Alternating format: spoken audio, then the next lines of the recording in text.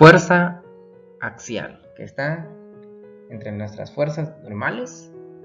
Carga dirigida a lo largo del elemento. Los esfuerzos actúan en dirección perpendicular a la superficie cortada del elemento, generando esfuerzos a tensión y compresión. Si la fuerza o el esfuerzo normal jala al elemento, se le denomina esfuerzo de tensión, mientras que si empuja se le llama esfuerzo de compresión. Fuerza interna de nuestro elemento.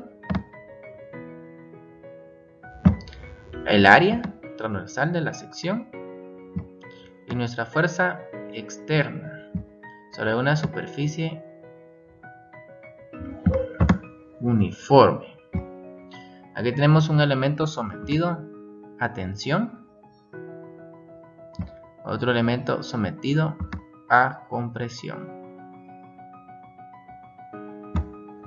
Muchas gracias. El esfuerzo de corte se divide en dos, el corte directo y el corte por punzonamiento.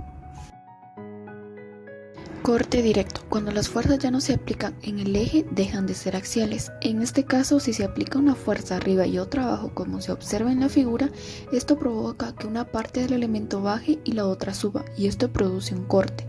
El área utilizada es el área que se corta.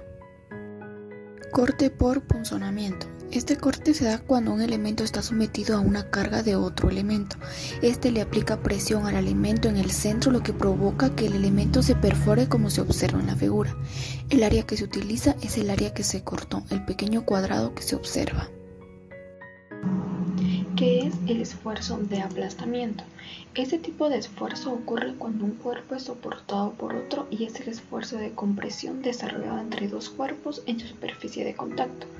Por ejemplo, el perno crea un esfuerzo en la superficie de contacto de los elementos que conectan.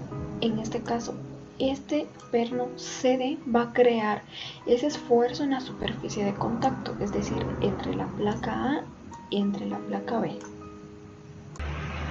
El perno CD que se observa acá ejerce una fuerza P sobre la placa A igual y opuesta a la fuerza ejercida por la placa sobre el perno. Esto es útil para definir dos puntos importantes. Primero, ¿qué representa la fuerza P? La fuerza P representa la resultante de las fuerzas elementales distribuidas en la superficie interior del medio del cilindro. Es esta mitad de cilindro que se observa acá. Segundo, ¿qué área se utiliza en el esfuerzo por aplastamiento?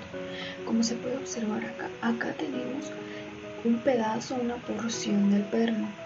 Si se retira de acá, entonces se queda este cilindro de acá, entonces esta área es la única que nos interesa.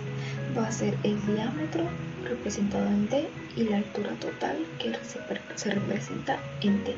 Por lo tanto, la ecuación del esfuerzo por aplastamiento queda de la siguiente manera. El esfuerzo por aplastamiento se va a representar de esta manera y va a ser igual a la fuerza P que se describió anteriormente sobre el área. En este caso va a ser el diámetro por la altura de la plancha. ¿Qué es el factor de seguridad? Indica la capacidad en exceso que tiene el sistema por sobre sus requerimientos. Este valor relaciona la resistencia que posee el material con las cargas a las que va a estar sometido. Y esta es igual a la carga última dividido la carga permisible. ¿Qué es la carga permisible?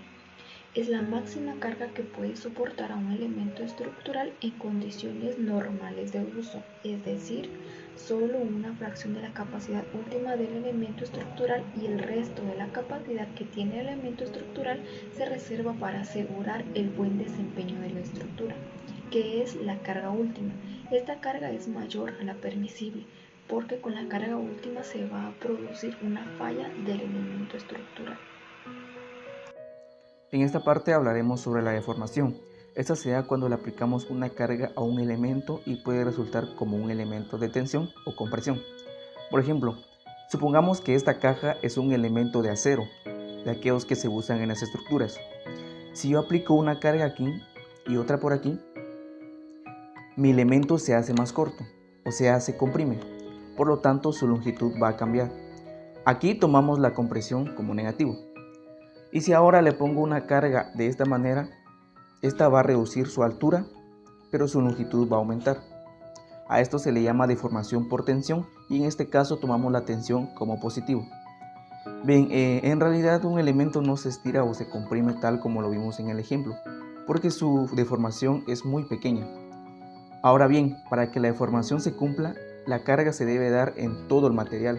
Por eso es importante tener un elemento como esta caja, que su sección transversal no cambia. Por último, existen límites y puntos en donde el elemento llega a deformarse demasiado, hasta romperse. Por ejemplo, todas las estructuras están en un límite en donde soportan la carga que están sosteniendo, pero si le aplicamos más carga, el material se va a resistir para no perder totalmente su forma inicial. A esto se le conoce como límite de elasticidad. Y si se pasa de este límite, llegamos al punto de fluencia, en donde el elemento se va a seguir deformando, aún así no le apliquemos carga. Después de todo esto se llega a un punto llamado esfuerzo último, en donde el material ya ha alcanzado su capacidad máxima de resistencia, hasta llegar al punto de ruptura, en donde el elemento se rompe totalmente.